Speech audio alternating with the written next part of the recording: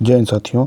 हमने पिछले क्लास में देखा कि केवीएस के प्रीवियस ईयर क्वेश्चंस जो हिंदी के हो सकते थे इंपॉर्टेंट, वो हमने देखे वहाँ पे।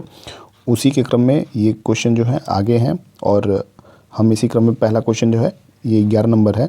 यहाँ पे एक जो मिसप्रिंट हो चुका है उसको हम सही कर लेंगे, यहाँ पे 11 कर लेंगे। ठीक है, तो ये 11 नंबर प्रश्न है हमारा। समूहवाचक संज्ञा। देखिए, समूहवाचक संज्ञा जो है वो समूह को दर्शाता है। जैसे किसी भी ग्रुप को बात करें हम तो वो उसको हम समूहवाचक कहते हैं। जैसे गुलाब देखेंगे तो गुलाब किसी व्यक्ति विशेष मतलब जाति से मतलब है। चावल देखिए, चावल भी जात से मतलब है। अंगूर ये भी किसी जात से है। ठीक है, लेकिन बात जब पौधे की कर रहे हैं तो यहाँ ग्रुप है, पौधे कई प्रकार के पौधे हैं ना। पौधा अगर रहता तो ये भी समूहवाचक नहीं, ये जातिवाचक हो जाता है। तो इस तरह ये इसका आंसर जो हो जाएगा ये सेकंड पौधे सही हो जाएगा। ठीक है, अगले प्रश्न पढ़ते हैं। अगला प्रश्न हमारा जो है, अगला प्रश्न हमारा है कर्मभूमि के लेखक कौन है। देखिए, कर्मभूमि जो है ना बहुत प्रसिद्ध रचना है और प्रसिद्ध रचना किसकी है, ये मुंशी प्रेमचंद जी की है। ये सभी लोग याद कर लेंगे, ये कई परीक्षाओं में पूछा गया है। वैसे केबीएस का प्रीवियस क्वेश्चन रहा है इसलिए ये भी इंपॉर्टेंट है, इसको आप लोग नोट डाउन कर लीजिएगा।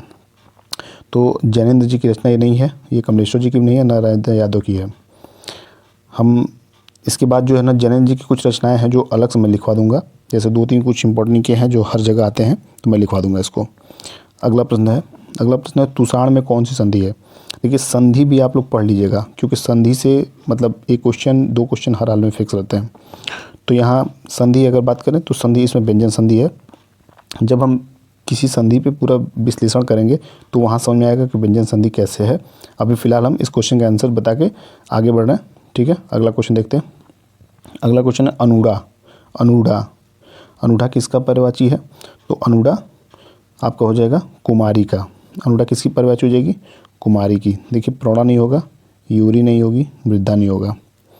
इसी क्रम में 15 नंबर क्वेश्चन हमारा है। 15 नंबर क्वेश्चन जो हमारा है, जो मापा न जा सके, तो जो मापा न जा सके उसे हम अपरिमेय कहते हैं। जो परिमेय हो गया उसका माप हो गया। ठीक है, जो अपरिमेय है वो कभी मापा नहीं जा सकता है। अनुपेय, अनुपेय, अमापित, अपर, ये तीनों जो है गलत हैं। इसी क्रम में हमारा 16 नंबर क्वेश्चन है, बाहें खिलना मुहावरा का अर्थ क्या होगा।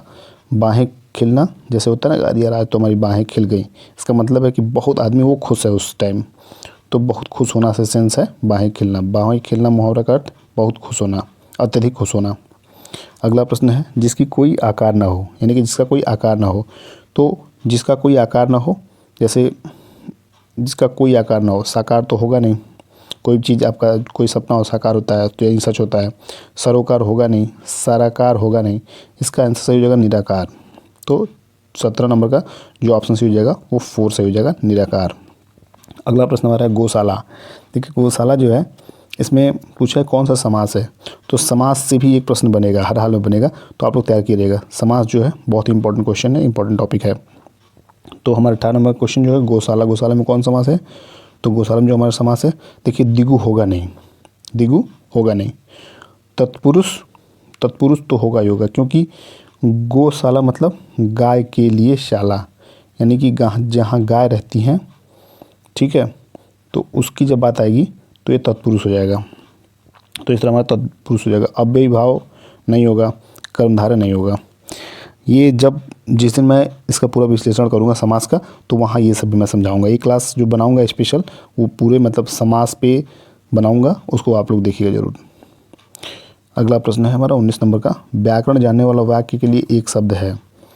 ये 19 नंबर का जो क्वेश्चन है व्याकरण, व्याकरण जानने वाले के, ये अगर आप थोड़ा भी पढ़े होंगे तो इसका आंसर सही हो जाएगा व्याकरण।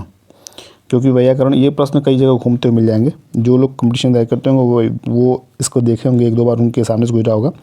व्याकरण को जानने वाला व्याकरण कहा जाता है, व्याकरण विशेषज्ञ नहीं कहा जाता है, व्याकरण ज्ञाता नहीं कहा जाता है, व्याकरण पंडित नहीं कहा जाता है। अगला क्वेश्चन हमारा है, किस समास में दोनों पद मिलकर एक नया अर्थ प्रकट करते हैं। तो ध्यान दीजिएगा, इसमें कर्मधारय होगा नहीं, दिगु होगा नहीं, तत्पुरुष होगा नहीं, बहुब्रीहि हो जाएगा। ठीक है, तो इसका सही आंसर हो जाएगा बहुब्रीहि, क्योंकि बहुब्रीहि में है वो जो तीसरा पद होता है वो इसमें विशेष होता है। अगला प्रश्न है उर्वरा। उर्वरा शब्द मतलब उर्वरता से है, तो उर्वरता से है तो उर्वरता क्या है, इसमें देखिए बंजर भूमि से हमारा मतलब है नहीं, ऊसर भूमि से हमारा मतलब है नहीं, समतल भूमि से नहीं, तो उपजाऊ भूमि मतलब उर्वरा। उर्वरा शब्द का वाक्यांश क्या हो जाएगा, उपजाऊ भूमि। ठीक है, इसका आंसर हो गया फर्स्ट। 22 नंबर क्वेश्चन जो है, निम्न में से शुद्ध वर्तनी वाला शब्द का चयन कीजिए। तो शुद्ध वर्तनी जो है, गूंगा में छोटा ऊ का मात्रा नहीं रहेगा, ठीक है, ये देख लीजिए, छोटा ऊ का मात्रा इसमें नहीं रहेगा। जब भी रहेगा गूंगा में ऊपर जो चंद्र बिंदु रहेगी और बड़ा ऊ का मात्रा रहेगा, नोट कर लीजिएगा, बड़ा ऊ का मात्रा और ऊपर जो है चंद्र बिंदु रहेगा। इस तरह हमारा 2 नंबर सही हो जाएगा 22 का क्वेश्चन का आंसर। 23 नंबर, निम्न में से शुद्ध वर्तनी वाला शब्द कौन सा है।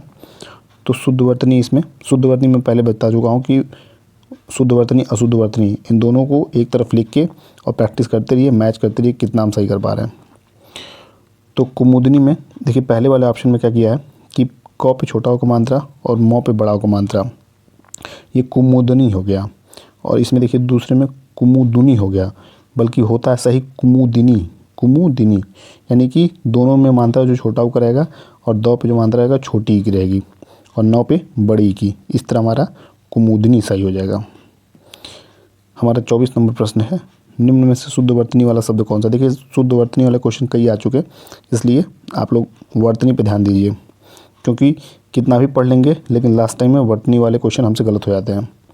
तो 24 नंबर जो हमारा प्रश्न बन रहा है वो है सुसुप्ति। सुसुप्ति, तो इसमें सुसुप्ति अगर आप कभी पढ़े रहेंगे तो आप देख के बता सकते हैं कि इसमें सुसुप्ति कौन सा सही होगा। तो 100 पहले देखिए, 100 पे छोटा ऊ का मात्रा और फिर ये जो सरौता वाला 100 है इसको हम लोग नोट कर लेंगे, ठीक है। ये वाला 100 रहेगा और फिर आधा पौ और छोटा ई की मात्रा तो पे रहेगा। तो ये नोटिस किया रहेगा कि दोनों में 100 छोटा वाला नहीं रहेगा, इसमें 100 बड़ा वाला है इसलिए नहीं रहेगा, और इसमें आधा 100 है ये नहीं रहेगा। तो इस तरह सुसुप्ति, इसको आप लोग कहीं लिख के बार बार देखते रहिए ताकि ये प्रश्न जब भी आए तो गलत ना हो। अगला प्रश्न है कवि का स्त्रीलिंग। देखिए कवि का स्त्रीलिंग जो है ना, मतलब आप जब भी कोई बुक में एक्सरसाइज करेंगे तो आपको कम से कम एक पेज पे 2-3 बार इसके क्वेश्चन मिल जाएंगे। कवि का स्त्रीलिंग, तो कवि का स्त्रीलिंग बहुत लोग कन्फ्यूज होते हैं, बहुत ज़्यादा लोग, मैंने जितने लोग को देखा लगभग लोग कन्फ्यूज होते हैं कवित्री में। तो कवियत्री नहीं होता है, मतलब ई नहीं रहेगा इसमें, ध्यान दीजिएगा। इसमें य पे छोटी की मात्रा रहेगी। तो जहाँ कहीं भी दिखे य पे छोटी की मात्रा, ध्यान दीजिएगा। इसमें देखिए कवित्री है, यहाँ चौथे नंबर पे है, लेकिन कवियत्री है। और कवित्री में होता है क व, यानी कवि नहीं रहेगा, क फिर पूरा व और फिर य पे छोटी की मात्रा और फिर त्र पे बड़ी की मात्रा, कवियत्री होता है। तो इस तरह हमारा कवित्री जो है सेकंड नंबर ऑप्शन जो है वो सही हो जाएगा। इस तरह हमने जो इंपॉर्टेंट क्वेश्चन थे, कुछ 15 इंपॉर्टेंट क्वेश्चन मैंने लिया। फिर अगली सीरीज जो है कल मैं टाइम से अपलोड कर दूंगा, इसको आप लोग देख के इसको प्रैक्टिस करते रहिए। फिर मिलते हैं अगले क्लास में, तब तक के लिए बाय बाय, टेक केयर।